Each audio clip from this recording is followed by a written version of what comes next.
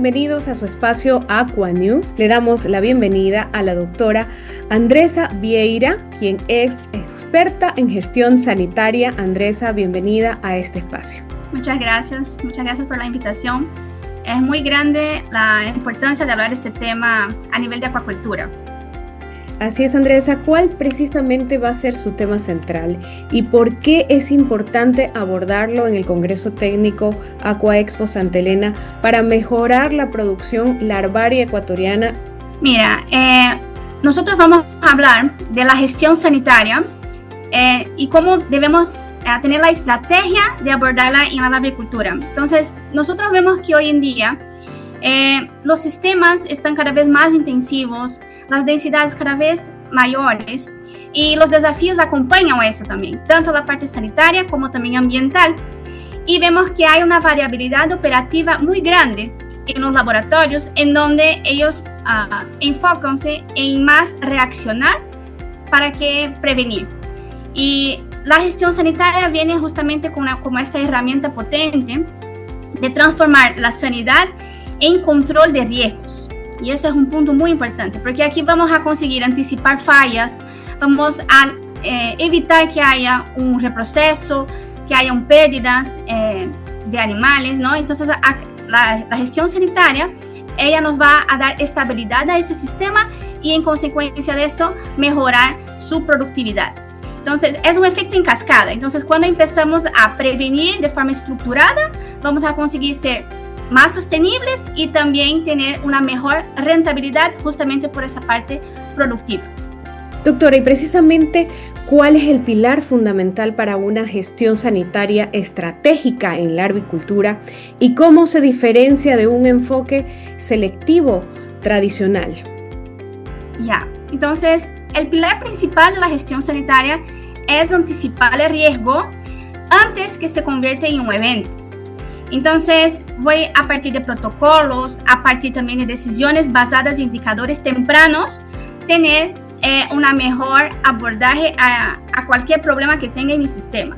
Eso va en contra a lo que tenemos hoy en día, que sería la reacción, porque la reacción, ella se basa a lo que ya está ocurriendo en el sistema, ¿no? El problema ya está instaurado, ya tenemos mortalidad y entonces sabemos que los problemas sanitarios, ellos no ocurren de la noche para el día.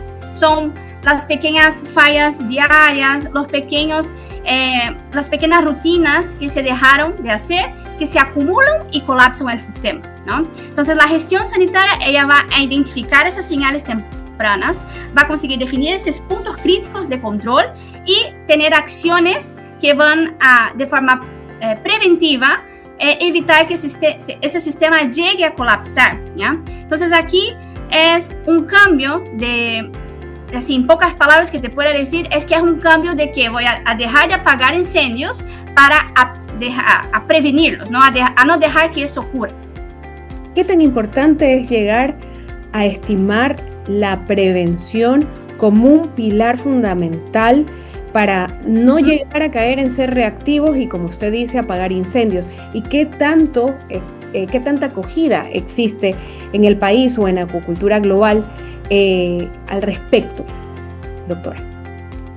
Ya, mira, nosotros vemos que la avicultura necesita tener algunos indicadores claves preventivos, donde nosotros conseguimos a partir de ahí tener una gestión y basar en esos puntos críticos y conseguir tener las mejores acciones. Entonces, yo veo que el primer punto crítico tenemos que enfocarnos en el agua principalmente. Entonces, el primer punto crítico que veo son el agua del módulo, ¿no? Entonces, necesitamos tener ese control del oxígeno, de la temperatura, de la salinidad, de la alcalinidad, de la carga de vívidos. Entonces, todo eso nos evita tener desviaciones a nivel de agua que nos va a afectar la larva y también va a ser una puerta abierta para un patógeno, ¿no? Que siempre está ahí en el sistema. Entonces, es importante que tengamos esos indicadores muy bien establecidos para que consigamos ser predictivos, ¿no? Principalmente también la parte de indicadores de calidad de larva. Entonces, conseguimos identificar tempranamente las condiciones externas de esa larva. Vemos cómo está la actividad, cómo está la reotaxis, cómo está el fototropismo. Entonces, todo eso son datos que vamos generando y vamos enriqueciendo nuestro sistema y podemos, a partir de eso, tener estas acciones más claras en cuándo actuar, ¿no? Tenemos también los riesgos externos que muchas veces no pasamos desapercibidos. Entonces, tener un cuidado con el agua de ingreso cuando estamos bombeando. La trazabilidad de los reproductores es muy importante. La calidad de los náuplios que están llegando. Entonces, todo eso son puntos estratégicos donde voy a conseguir identificar dónde está mi presión bacteriana más elevada y ahí, a partir de eso, evitar que esa contaminación entre a mi sistema. Entonces, son varios puntos de indicativos que podemos ir construyendo y basando nuestro programa de gestión sanitaria. Doctora, ¿y cuáles pueden ser esas medidas de bioseguridad que generan mayor impacto en la avicultura y que muchas veces se subestiman? Mira, por mi experiencia acá en Ecuador, ya de algunos años, yo veo que una de las principales medidas que son subestimadas es el control de ingreso tanto de animales como del agua al sistema. Entonces, porque la bioseguridad, ella no puede empezar solamente en mi módulo, en mi tanque. Tiene que empezar desde la puerta de entrada de mi laboratorio. Y eso implica tanto agua, cuanto insumos, cuanto también náuplios. Y eso ya es un control que no es solamente en la llegada, hay que anticipar. Entonces, desde el laboratorio de maduración, que tengo mis reproductores, yo tengo que saber la trazabilidad de esos animales, tengo que saber cómo es el proceso de desinfección de esos náuplios antes de llegar a mi laboratorio, validar esa desinfección. Entonces, por ello que es indispensable, tenemos protocolos de recepción muy bien hechos y muy bien ejecutados, justamente para evitar que ese problema entre a mi sistema, ¿sí? Ese es el primer punto. La segunda medida que yo veo que también es subestimada es la estandarización operativa.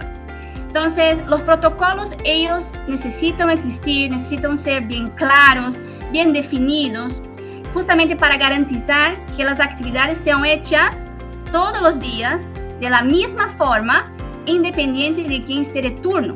No puede cambiar, no puede variar. Eso nos va a dar una estandarización de la operación y nos va a permitir esa estabilidad que tanto necesitamos, ¿no? Tanto productiva como sanitaria. Y la última medida sería la responsabilidad y también la disciplina en cumplir esos procesos.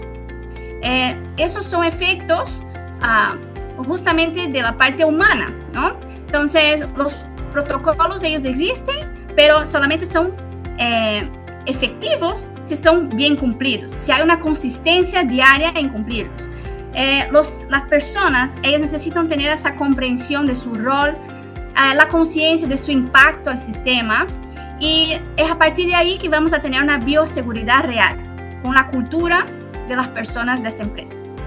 Doctora, usted mencionaba al inicio de esta respuesta que era necesario desde el momento de que se ingresan insumos, se ingresan náuplios, etcétera, etcétera. ¿Cómo o qué técnicas de diagnóstico usted recomienda aplicar en torno al ingreso de náuplios a nuestro sistema de producción? ¿Sería por bajo qué técnicas? ¿PCR? ¿Puede comentarnos un poco al respecto de su experiencia? No, por supuesto. Entonces, necesitamos primero tener un checklist, ¿ya? Un checklist físico, donde vamos a evaluar tanto los puntos físicos de este animal, entonces, si hay actividad, cómo están llegando, porque muchas veces también el problema es durante el transporte. Verificar cómo está la calidad del agua, tanto del módulo que voy a sembrar esos náuplios, como también del agua de transporte. Entonces, identificar la parte de iones, calcio, magnesio, potasio, identificar amonios, identificar esos puntos críticos para justamente hacer una buena aclimatación, ¿ya? Los animales son como bebés, ¿no? Son en la primera fase del camarón, entonces son muy susceptibles a cambios bruscos. Entonces, yo tengo que sí hacer ese comparativo para tener una mejor aclimatación. Ese es un primer punto. Como parte de análisis diagnósticas, yo tengo que identificar la microbiología de esos animales. Entonces, hacer una microbiología enfocada a víbrios, principalmente, ¿no? Para identificar cuál es esa presión bacteriana que están llegando y se necesita hacer un tratamiento con esos náuplios de desinfección antes de hacer esta siembra, ¿no? Y claro, un PCR, porque nosotros podemos tener esa trazabilidad de reproductores, el laboratorio nos puede pasar ese documento.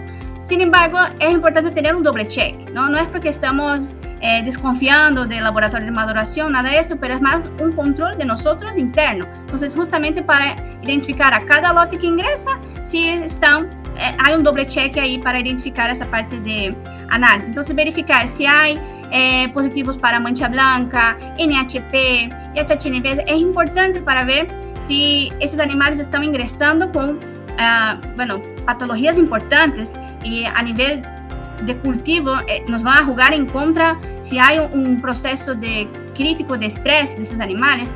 Durante el cultivo, todas esas enfermedades nos pueden molestar mucho más, ¿no? Y al final tenemos una producción mucho más baja o tenemos un evento mucho más fuerte. Y eso no es dieta y no hay medidas de cultivo que vayan a sanar completamente. Entonces, con eso conseguimos identificar cuáles son los problemas que pueden ingresar, evitar que entren si hay un positivo o si yo veo que las concentraciones están muy grandes de vibrios, yo puedo ir direccionando mis acciones previniendo un colapso, ¿no? Todo eso debería... Doctora, todo esto debería llevarse a través de una matriz de evaluación, como usted bien decía, cada uno de estos indicadores, de esta manera tener un modelo que pueda contrastarse con el tiempo. Claro, por supuesto. Entonces, las matrices de riesgo, ellas son esenciales en la gestión sanitaria. Entonces, primero necesitamos identificar los peligros que tenemos, sean biológicos, sean ambientales, fisiológicos, operativos. A partir de esos peligros que yo voy a hacer un listado, ¿no? Voy a evaluarlos en cuestión de probabilidad y también de impacto, ¿ya? Y a partir de eso yo voy a vincular cada riesgo a un punto crítico de control, a un indicador predictivo y también a un protocolo de acción. Y a partir de eso voy a conseguir tener esa dinámica en la matriz de riesgo y voy a conseguir aplicarla a mi sistema. Pero un punto importante es que con toda esa data que tenemos registrada, yo tengo que ir adaptando esa matriz, ¿ya? Ella no puede ser un documento rígido. Necesitamos ir ajustando, necesita ser más dinámica para justamente ser personalizada a mi cultivo, ¿no? A mi laboratorio y a mis desafíos a nivel de cultivo, que cada laboratorio puede variar, ¿no? Cada cultivo es un cultivo. Así es, o sea, la matriz de riesgo puede tener un estándar, pero cada sistema de producción tiene sus particularidades y deben ajustarse, ¿verdad?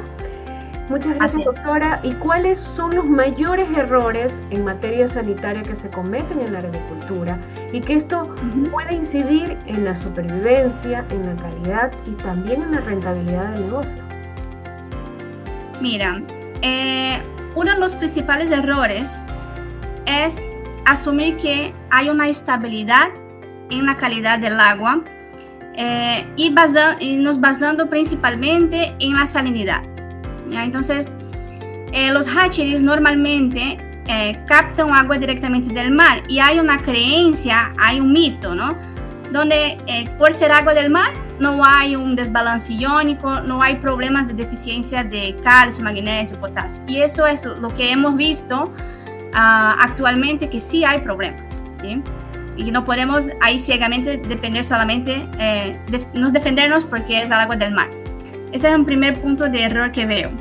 Y el segundo punto más habitual es también solamente registrar datos, porque eso sí vemos que en todos los laboratorios registran todo.